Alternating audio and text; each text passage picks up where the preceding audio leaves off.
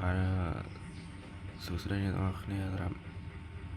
ស្វាគមន៍មកកាន់ channel តម្រុយឆ្នោតវៀតណាមនិងថៃ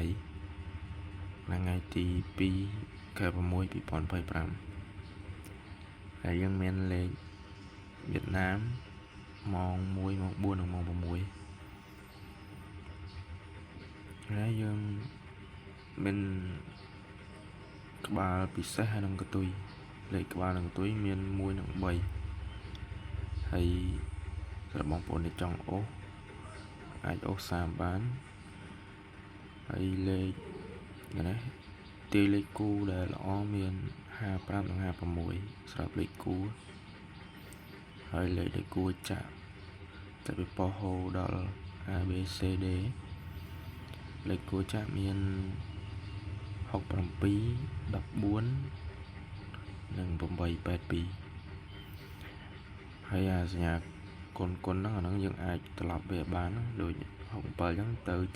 76 14 ទៅ 41 ហើយបងប្អូនអាចកុំភ្លេចជួយ like ជួយ share ម្នាក់មួយផងច្រើន